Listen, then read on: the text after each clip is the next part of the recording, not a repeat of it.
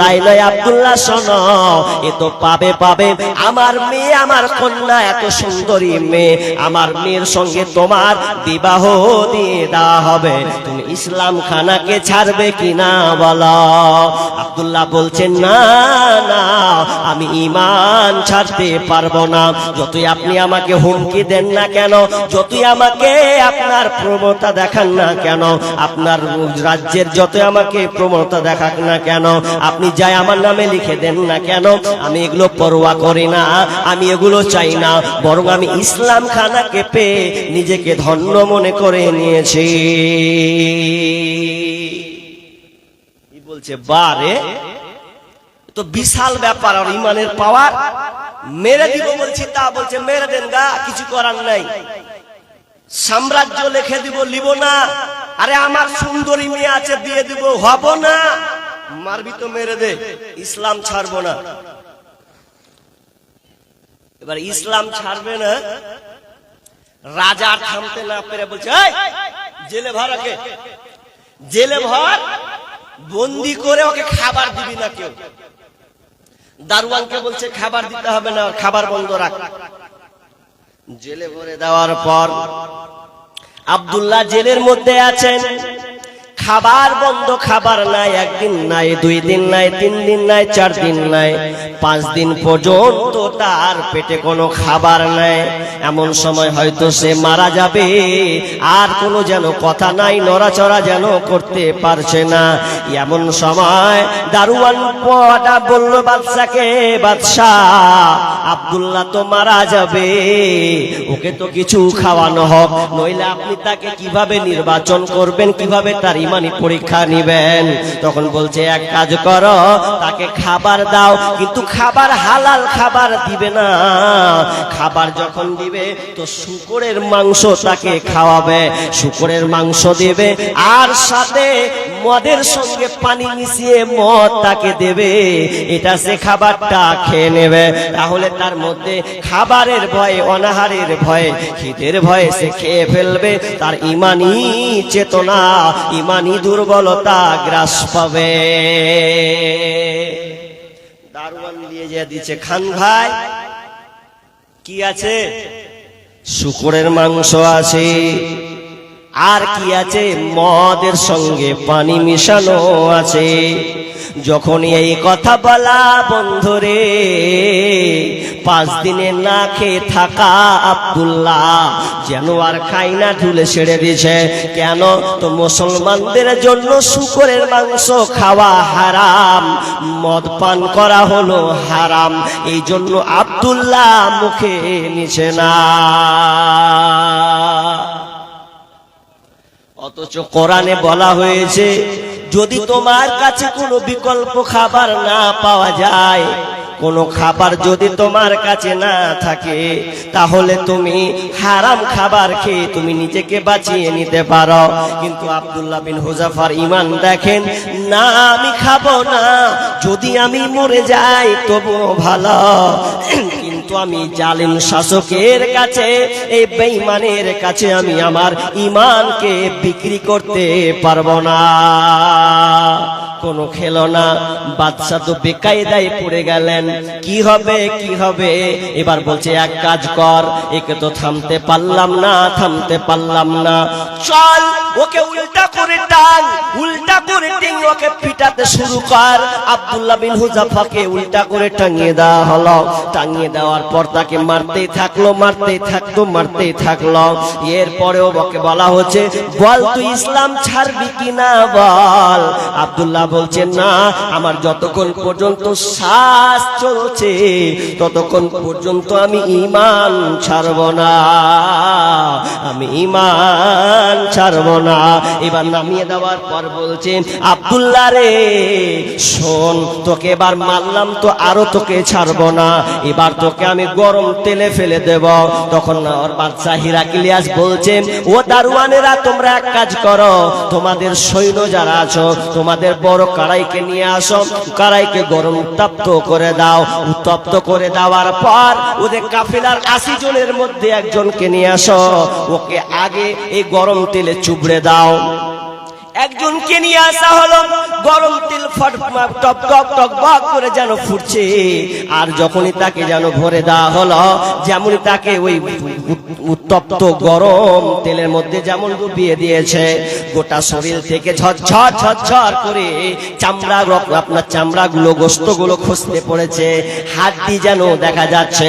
এরপরেও বলছে, আব্দুল্লাহ রে, ঈমান ছাড়বে কিনা বল, তোকেও এইরকম হালাত করে দেব, যেমন তোর সৈন্যর সাথী কাফেলার সাথে এরকম করে দিলাম, তোকেও এইরকম গরম টকবকে তেলের মধ্যে ডুবিয়ে দেব, তোর শরীর থেকে ঝরঝর করে মাংস খসে পড়বে।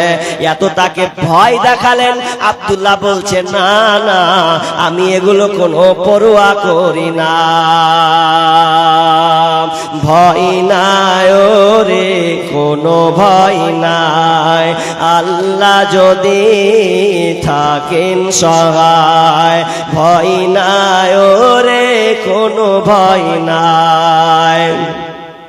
যুগে যুগে ইতিহাসে লেখা দেখা যায়, আল্লাহর পথে যারা কাজ করে যায়, যুগে যুগে ইতিহাসে লেখা দেখা যায়, আল্লাহর পথে যারা কাজ করে যায়, বিনা পরীক্ষায় তাদের পাস নাহি হয়, বিনা পরীক্ষায় তাদের পাস নাহি হয়, ভয় নাই রে, কোনো ভয় নাই, আল্লাহ যদি থাকেন সহায়, বাতিলের শক্তি ক্ষয় হয়ে যায়, আল্লাহর শক্তির কোনো ক্ষয় নাই, বাতিলের শক্তি ক্ষয় হয়ে যায়, আল্লাহর শক্তির কোনো ক্ষয় নাই, সেই শক্তি তুমি দাও গো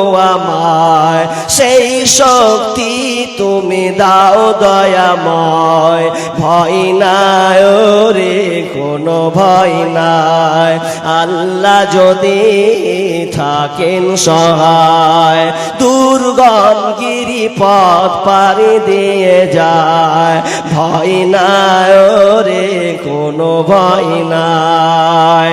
আব্দুল্লাহ বিন হুযাফাকে যখন গরম তেলের ভয় দেখানো হলো, এ ভয় তিনি ভয় করছেন না, চোখ দিয়ে যেন পানি ঝরছে।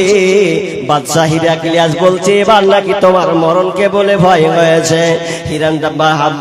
সে আব্দুল্লাহ বলছে বাদশাকে, বাদশাহ শোনো, আমি তোমার এই টকবগে ফুটন্ত তেলকে দেখে আমি ভয় করি না, বরং আমার চোখ দিয়ে পানি আসছে। আল্লাহ, এরা তো আমাকে একবার ভরে দেবে, একবার টকবগে গরম তেলে আমাকে ডুবিয়ে দেবে, আমি একবারে শেষ হয়ে যাব।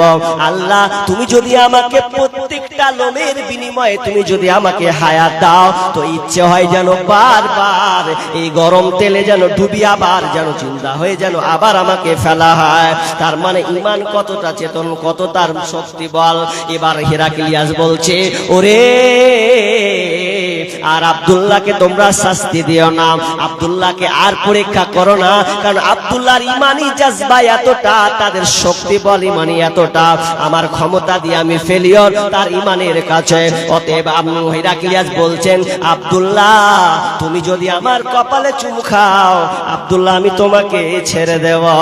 আব্দুল্লাহ বলছেন, বাদশাহ আমি আপনার কপালে চুমু খাবো না, যদি চুমা খেতে হয় তাহলে আমাদের কাফেলা 80 জন সহজে আপনি অ্যাটাক করেছেন, এই সব মুসলমানকে আপনাকে ছেড়ে দিতে হবে, তাহলে আপনার কপালে আমরা চুমু খেতে পারি। তখন তিনি তার কপালে চুমু খেলেন, আর খাওয়ার বিনিময়ে 80 জনকে ছেড়ে দেওয়া হলো, কিন্তু তাদের ঈমান এক চুল পরিমাণ নড়াতে পারেনি। আল্লাহ বলছেন, বান্দারে আমি তোমাকে ভয় দিয়ে পরীক্ষা করব, তোমার ঈমানটা আমি দেখতে চাই, তুমি কেমন ঈমানদার। নাম্বার 2, ওয়ালজু, জু মানে অভাব, জু মানে অভাব। আল্লাহ বলছেন আমি তোমাকে অভাব দিয়ে পরীক্ষা করব।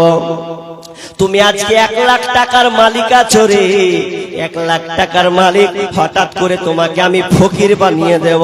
তোমার ওই 1 লাখ টাকা 2 লাখ টাকা তুমি জড়ো করে বাড়িতে রেখেছো, চোর 2 লাখ টাকা তোমার বাড়ি থেকে উধাও হয়ে যাবে, 2 লাখ টাকা তোমার বাড়ি থেকে নিয়ে চলে যাবে।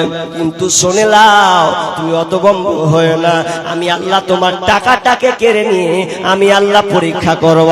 তবে হুতাশ হয়ে যেও না, হাই হুতাশ হয়ে যেও না, তুমি টেনশনে জানো পড়ে যেও না। আমি আল্লাহ তোমাকে পরীক্ষা করার জন্য আমি অভাব দিয়ে পরীক্ষা করব।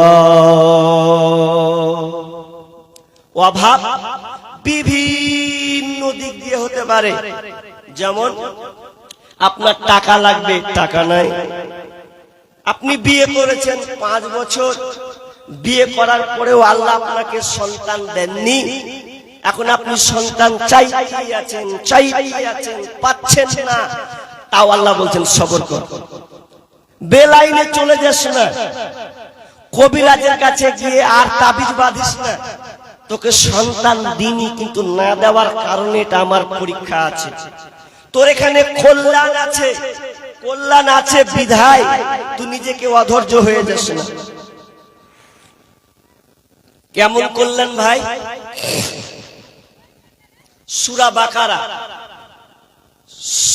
আয়াত নাম্বার 216, আয়াতটা আপনি পড়বেন, বুঝতে পারবেন আল্লাহ কি বলছেন। কুতিবা আলাইকুমুল কিতালু ওয়া হুয়া কুরহুল লাকুম ওয়া আসা আন তাকরাহু শাইআ ওয়া হুয়া খায়রুল লাকুম ওয়া আসা আন তুহিব্বু শাইআ ওয়া হুয়া শাররুল লাকুম ওয়াল্লাহু ইয়ালামু ওয়া আনতুম লা তা'লামুন। আমার আল্লাহ বলেন, আমি তোমাদের জন্য লড়াইকে লিখে দিয়েছি, তোমাদের উপরে লড়াইকে ফরজ করে দিয়েছি। কুতিবা আলাইকুমুল কিতাল ওয়া হুয়া কুরহুল লাকুম, অথচ তোমরা অপছন্দ করে থাকো, এই বিষয়ে তোমরা অপছন্দ করে থাকো। ওয়া আশা আন তাকরাহু শাইআ, তোমরাও কিছু কিছু জিনিসকে পছন্দ করে থাকো। ওয়া হুয়া খায়রুল লাকুম, কি অথচ তোমাদের জন্য এটা কল্যাণকর। তোমরা কোনো বিষয়কে অপছন্দ করো, কিন্তু তোমাদের জন্য আমি আল্লাহ কল্যাণকর লুকিয়ে রেখেছি। আর তোমরা কিছু ওয়াসান তুহিব্বু শাইআ, আর কিছু কিছু বিষয় তোমরা পছন্দ করো। ওয়া হুয়া শাররুল লাকুম, অথচ ওখানে অকল্যাণ লুকিয়ে আছে। আল্লাহু ইয়ালামু ওয়া আনতুম লা তা'লামুন, আল্লাহ বলছেন তোমাদের জন্য আমি যা জানি তোমরা তা জানো না। এই আয়াতটার একটা উদাহরণ দিব, তাহলে আপনি বুঝে নেবেন ঘটনা ছোট করে। কি? একটা লোক সমুদ্রে পাড়ি দিচ্ছে, জাহাজে চড়ে আছে, নাবিক কাজে যাবেন। তো জাহাজে চড়তে এমন সময় এমন একটা ঝড় এলো, ঝড় এসে জাহাজটাকে পাল্টি দিয়ে দিলে। আর যেমনই পাল্টি দেওয়া, যত যাত্রী ছিল সব পড়ে গেল, একটাও নাই। একটা যাত্রী কোন রকম করে সাঁতার কেটে ও দিঘি ডাঙাতে উঠেছে। দ্বীপে যখন উঠলো, ডাঙাতে যখন উঠছে, চারদিকে নদী, চরে উঠেছে। এখানে কোনো মানুষ নাই, কিছুই নাই, কি করবে? কিছু পথ খুঁজে পায় না। তো লোকটাকে কে বাঁচাবে? মোবাইলের কোনো ব্যবস্থা নেই, আর কাউকে যে ডাকবে এরকম বাঁচার কায়দাও নেই। তো লোকটা আটকে আছে কদিন থেকে, তো 3 দিন থেকে আটকে আছে। কি খায়? বলছে ওই সাইডে জঙ্গল আছে, জঙ্গলে গিয়ে ফলগুলো পাড়ে আর মাছগুলোকে নিয়ে এসে আগুন দিয়ে জ্বলিয়ে কোন রকম করে পুড়িয়ে খায়। আর আল্লাহকে বলে, আল্লাহ আমি এমন একটা মুসিবতে পড়েছি, আল্লাহ তুমি আমাকে সেই অনেক যাত্রী থেকে বাঁচিয়েছো, কিন্তু আল্লাহ তুমি আমাকে এখান থেকে উদ্ধার করো। আমি বড় মুসিবতে পড়েছি, কেউ নাই, খবর দেওয়ার কেউ নাই। আমি যদি মরে যাই কেউ যেন খবর পাবে না। এই দোয়া করতে করতে তিনি যেন আগুন জ্বলাচ্ছেন, মাছ ভাজছেন। এমন সময় আগুনটা কোন রকম ঘুমিয়ে গেছেন, আগুনটা জ্বলতে আছে, জ্বলতে জ্বলতে এক সবাই তাবুতে যেন ধরে নিয়েছেন। আর যেমনই ধরে নেওয়া তার ঘুমটা ভেঙে গেছে, আর তাবু যেমন দাও দাও দাও দাও দাও করে যেন জ্বলে উঠেছে। আর যেমনই জ্বলা, লোকটা আবার আল্লাহকে তাচ্ছিল্য করা শুরু করে দিয়েছে। আল্লাহ, এক তো বিপদে পড়েছি, কেউ নাই, আবার তুমি আমার তাবুটাকে জ্বলিয়ে দিলে। আল্লাহ, কি তোমার একটুও দয়া হয় না? একটু কি তোমার মায়া হয় না? কি করে আমি এবার বাঁচব? কে আমাকে রক্ষা করবে? আল্লাহকে তাচ্ছিল্য করছে। ই করতে করতে যখন ও দেখছে অনেক সময় হয়ে গেল, সকাল হয়ে গেছে, চোখ বুজে নিয়েছে, আবার সকাল হচ্ছে, তো এক জায়গা দিয়ে জাহাজ চলে আসছে। তো জাহাজটা আসছে কোথা? যাবে উল্টা দিকে, তো যাবে ওর দিকে আসছে। এ তো দেখে মাথা খারাপ, আরে জাহাজ আমার দিকে আসছে মনে। যেমনি জাহাজ আসা, ব্রেন কিন্তু তার কাজ করে না। কি হয়েছে? এবার নাবিকরা যখন এসে বলছেন, ভাই তোমাকে উদ্ধার করার জন্য আমরা এসেছি। এবার লোকটা বলছে, নাবিক বলো, তোমরা কেমন করে আমার খোঁজটা পেলে? আমি তো এখানে একা, কেউ তো আমার খবর নেওয়ার নাই, কেউ তো জানতে পারবে না, কিন্তু তোমরা আমার খোঁজ খবর কিভাবে পেলে বলো? নাবিকরা বলছে, তুমি যে জায়গাতে আছো এই জায়গাতে আগুন জ্বলছে, দাও দাও করে ধোঁয়া উঠছে। আমরা দেখলাম এই ধোঁয়াটা কোথাকার, কিসের ধোঁয়া? যখনই ধোঁয়াটাকে দেখতে পেলেন তখন আমরা ছুটে যেন চলে আসলাম। আমরা মনে করলাম এখানে কোনো মানুষ বিপদে পড়েছে, অথবা এখানে কোনো মানুষ আছে, নইলে তো আগুন ধরবে না। যখনই এই কথা বলা, লোকটা আবার যেন সেজদাতে পড়ে গেছে। আল্লাহ, তুমি আমার তাবুটাকে জ্বলিয়ে আমার উপকার করেছো, বরং যদি না জ্বলাতে তাহলে আমার কেউ খোঁজ নিত না। আগুন জ্বলেছে বলে, আগুন আমার তাবু পুড়েছে বলে ওরা আমাকে নিতে আনতে এসেছে।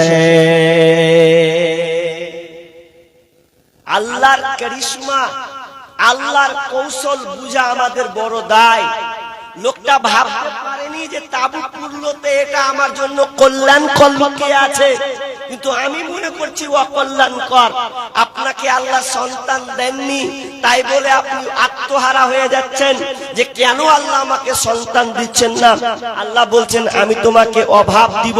অভাব টাকা হতে পারে, অভাব খাদ্য হতে পারে, অভাব তোমাকে বাঝা করে দিতে পারে। বাঝা, জি, কিন্তু বাঝা করে দিলেও আল্লাহ বলছেন, খবরদার বাতিলের কাছে যাবি না। আপনাদের এদিকের আছে কিনা জানি না, আমাদের ওদিকের মানুষ মেয়েদের যদি পেটে বাচ্চা না হয় ওরা তাবিজ বাঁধে। আর আমাদের বাড়ির পাশে কিছু জায়গা, পাশে ডিস্ট্রিক্ট হচ্ছে বীরভূম, পাথর চাপড়ি নাম শুনেছেন আপনারা? শুনেছেন পাথর চাপড়ি? হাজি এদিকের লোক শুনেছেন পাথর চাপড়ি নাম? পাথর চাপড়ি মানে কি? ওখানে পীর বাবারা থাকে, ওখানে পীর বাবারা থাকে, তো ওখানে মান্নত মানতে যায়। কারো যদি ছেলে না হয় তো কে মুরগি, কে আপনার ছাগল, বিভিন্ন কিছু নিয়ে মান্নত করে দেয়, বাবারে তোমার নামে রাহে করে দিলু, আমার যেন একটা ছেলে হয়। আবার ছেলে চাওয়ার কায়দা কেমন বলবো, শুনবেন? বলবো ছেলে চাওয়ার কায়দা। সামনে ওই পাথর চাপড়ির সামনে, বাবার সামনে বসে যাবে আর বলবে, একটা ছেলে দে রে বাবা, মিন্নতি করি তোর দরবারে। একটা ছেলে দে রে বাবা, মিন্নতি করি তোর দরবারে। যদি মরা পাতা পরে গাউসের উপরে, যদি মরা পাতা পরে গাউসের উপরে, ছেলে হবে রে বাবা যাবে মরে। যদি জিন্দা পাতা পরে গাউসের উপরে, যদি টাটকা পাতা পরে গাউসের উপরে, ছেলে হবে রে বাবা যাবে বেশি। আর সাইদের মালটা বলছে, আয় আহারে আয় আহারে, এরকম। এটা হলো শয়তান, মানে ওরা চাইবে আর এরা গুলবে আর বলবে, লে এবার কাজ হয়ে গেছে। আচ্ছা, ওই রকম করে সন্তান দিতে পারে? সন্তান দেওয়ার মালিক কে? আল্লাহ। আল্লাহ বলছেন, লিল্লাহি মুলকুস সামাওয়াতি ওয়াল আরদ ইয়াখলুকু মা ইয়াশাউ ইয়াহাবু লিমান ইয়াশাউ ইনাসা ওয়া ইয়াহাবু লিমান ইয়াশাউ যুকুরা আও ইউযাব্বিজুহুম যুকুরানা ওয়া ইনাসা ওয়া ইয়াজআলু মান ইয়াশাউ আকিমা। আল্লাহ রাব্বুল আলামিন বলছেন, আসমান জমিনের রাজত্ব তো আমারই, আমি যেটা চাই সেটাই হয়, আমি যেটাই সৃষ্টি করি সেটাই হয়। আমি আল্লাহ যাকে চাই তাকে কন্যা সন্তান দান করে, কাউকে আবার পুত্র সন্তান দান করে। আও ইউযাব্বিজুহুম যুকুরানা ওয়া ইনাসা, আমি আল্লাহ যাকে চাই পুত্র কন্যা উভয় দান করে। ওয়া ইয়াজআলু মান ইয়াশাউ আকিমা, আর আমি আল্লাহ যাকে চাই তাকে বন্ধা করে দিই, বাঁধা করে দিই। মা রে, বোন রে, তুমি যতই তুমি কারিশমা লাগাও না কেন, আল্লাহ যদি কবুলিয়াত না হয়, আল্লাহ যদি কবুল না করে, তাহলে তোমার পেটে সন্তান আসবে না, আসবে না। কিন্তু বেটি ছেলের কথা শুনে আর একবার গা জ্বলে গেছে। আপনার কে দিকের বেটি ছেলে ভালো, আমার কে দিকের বেটি ছেলে ধুলিয়ান হসপিটালে দুটা মেয়ে পাশাপাশি আছে আর গল্প ধরিয়ে দিয়েছে। তো ওই বুবু ওকে ঠেলছে, ওকে ঠেলছে, দিয়ে বলছে, বুবু জানিস এখনকার জামানাতে কবিরাজ গালা কো আল্লাহ কইতে হবে। বলছে কেন কেন রে বুবু, কবিরাজ কো ফের আল্লাহ কইতে হবে, এটা কোন কথা? তো বলছে এই লেগা কইতে হবে, জানিস কবিরাজ গালা আজকাল দেখি ছেলে করে দিচ্ছে, কঠিন জ্বালা। কবিরাজও ছেলে করে দিচ্ছে, ওই জন্য ওকে আল্লাহ বলতে হবে। আসলে কবিরাজ নয়, কবিরাজ বুঝতে পারে না এই কৌশল।